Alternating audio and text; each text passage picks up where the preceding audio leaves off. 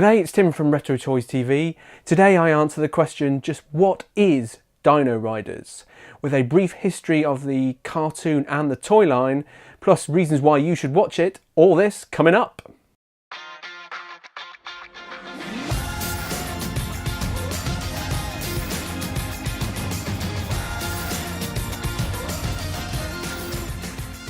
The concept of Dino-Riders was something really simple, and I really can't understand why no one has done this since. You had dinosaurs and you had aliens. Two things that little kids love, merge them together, and what have you got? A hit series on your hands. Unfortunately, it didn't go that way. The Dino-Riders toy line ran from 1988 to 1990 and had with it a cartoon series that actually only ran for a total of 14 episodes. The toy line was released by Tyco, and unusual for the cartoons of that era, Tyco were actually the ones who produced the cartoon line rather than it being a network studio. It was never actually cancelled, rather Tyco decided that the cartoon series had done its job in promoting the launch and the subsequent first and second series of the toys, that it decided it wasn't going to do anything more with the cartoon, so effectively it stopped production. The toy line consisted of small action figures coupled with dinosaur counterparts. Now the reason these action figures were so small, they're actually 2 inches in size, so imagine like the Mask action figures. The reason why they did this was they wanted to emphasize the fact of the size differential between the humans, or the Rulons, humans, Valorians, they're not humans, and the size of the dinosaurs. Tyco were going for something completely different with this toy line, and you can see why they spent a lot of money creating the cartoon to promote the toys, but also the way they launched them in the Christmas of '86 on Boxing Day in '86, but didn't actually release them fully to market until the following year in '87. So it actually warmed people up to the fact that these toys were different. They were about dinosaurs and aliens, and they were coming soon. If you want to know more about the toy line, I will drop a link in the description below, so you can actually go onto my website and learn more about all the series and what was released at what time. But wait, before you do that, I want you to finish watching this one first, because I've watched all 14 episodes of Dino-Riders. I only think it's fair that I share my insight as an adult as to what this kids cartoon is all about. It starts off with the peaceful Valorians living on the planet of Valoria. They are at the pinnacle of societal development. They are peace-loving, they don't have any weapons, and they're all kind of tree-hugging artists, stroke scientists who really haven't got a care in the world. Enter the Rulons. Now, the Rulons, imagine the Federation from Star Trek, only evil and populated by mainly sharks, ants, the occasional crocodile and snakes. And there you have it. That's kind of what the Rulons are. Now the Rulons have been taken over the galaxy by sticking brain boxes on the population's head and mind controlling them. Now they attack the Valorians and they stick these brain boxes on the head of the population, and it doesn't work. Now the reason it doesn't work is the Valorians, not only are they peace-loving and all that kind of stuff, and they also have the power to use psychic medallions. Can't remember the name, but effectively it means they can control people's minds as well. Think Darren Brown, but only with a necklace. Still with me? Good. So Krulos, the giant frog who leads the Rulons, also really love the fact that a giant frog is in charge of a galactic empire. Galactic empires need more giant frogs in charge. He takes exception to the fact that his brain boxes don't work and decides to wipe them out. Which is a bit off, really. It's a bit not nice.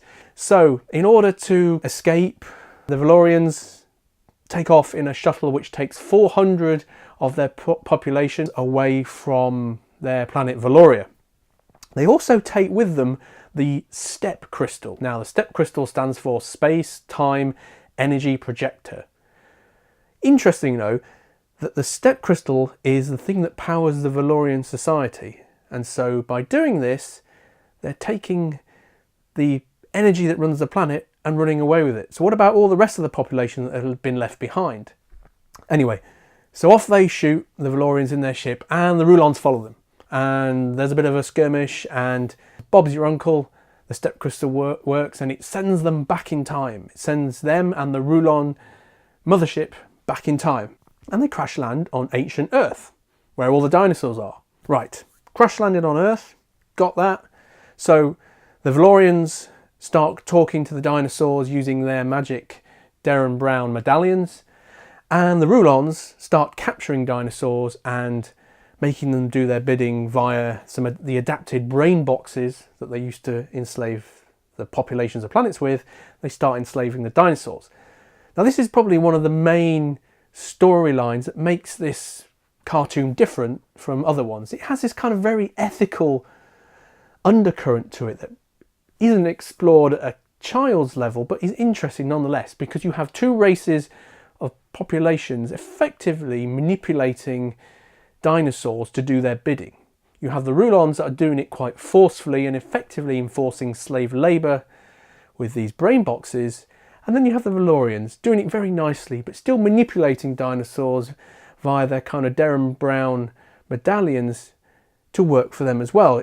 It's kind of indicated that dinosaurs don't mind doing this, and they're actually asked quite nicely, please may you help us fight these aliens. But it's still a bit weird, and I kind of find myself watching it getting a bit awkward, watching all these dinosaurs get shot at by laser cannons, thinking, do they really want to do that? Have they really signed up for you guys building a tank on top of them and effectively using them as a weapon?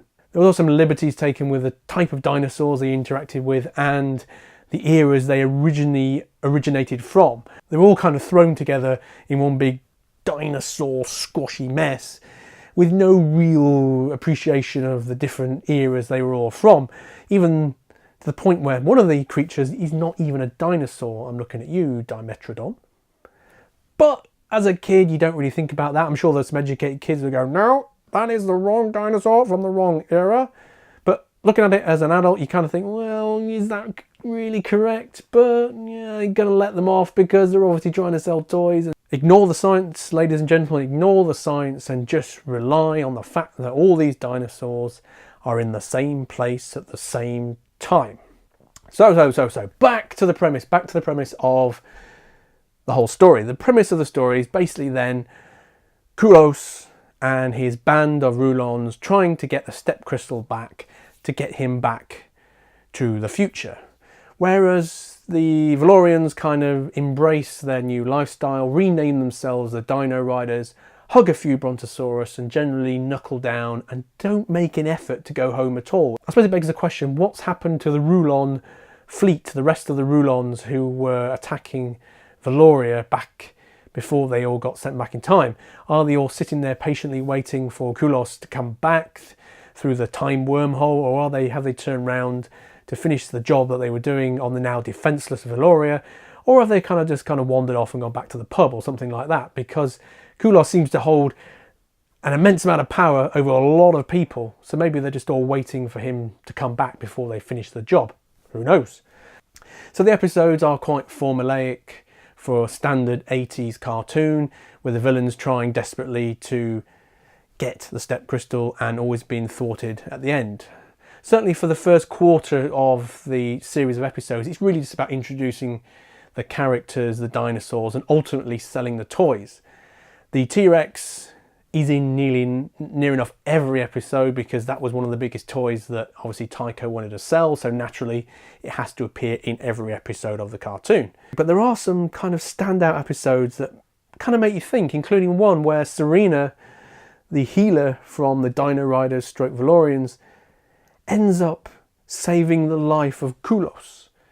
And you kind of get the thing that, whoa, I've not seen that in really any 80s cartoon, especially one as quite superficial toy advert as this one. Despite Dino-Riders being very superficial on the surface, every so often these things kind of popped up. So these battles continue on prehistoric Earth, not really getting anywhere, with the odd progression, the odd character development that goes through. And because the series doesn't really have any official ending, it kind of ends on a bit of a weird cliffhanger. It ends on a weird cliffhanger because we suddenly get the step crystal, which has been broken for 13 episodes, suddenly gets fixed.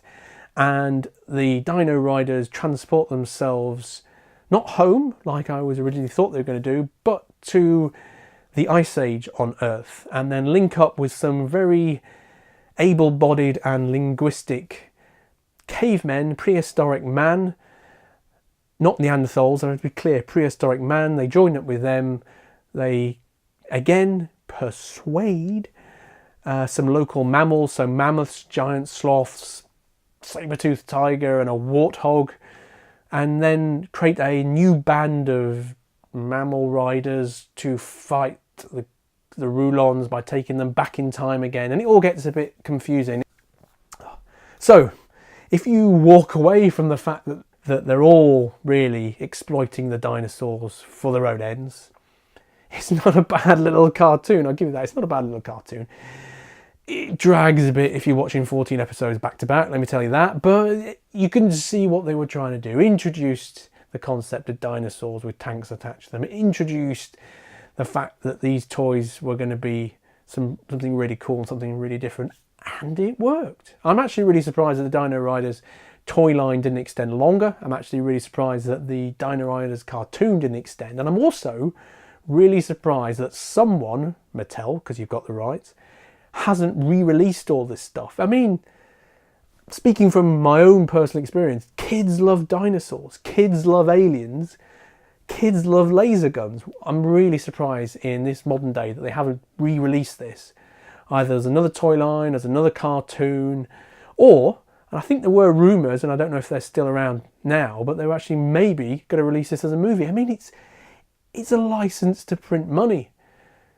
Join all this stuff together. You've got an old nostalgic audience like you and me, and you've got the young audience who love dinosaurs and all that stuff. And you've got the world already established. You don't have to get anyone to rewrite it because it's already sitting there, and you can just relaunch it all. Yeah, really surprised they've not done it. Go out and watch Dino-Riders. You can still buy the DVDs, I believe. You can also still search for it online, certainly here on YouTube. All the episodes are on there for you to digest. Also, go out and go and find the toys. If you're interested in collecting toys, it's something different from the usual stuff. Instead of the He-Man, the Transformers and the Thundercats of this world, it's something a little different. And it's worth actually reading up on the toy line and the history of the toy line, which you can do on the link below on my website. So, question of the day, did you watch Dino-Riders when you were a kid? What did you think? If you're not, go ahead and watch some of the episodes and come back here and drop a comment on here and let me know what you think about Dino-Riders. Please like, subscribe and ring the bell, and check back soon for more Retro Toys TV goodness. Until then, cheerio for now, bye bye.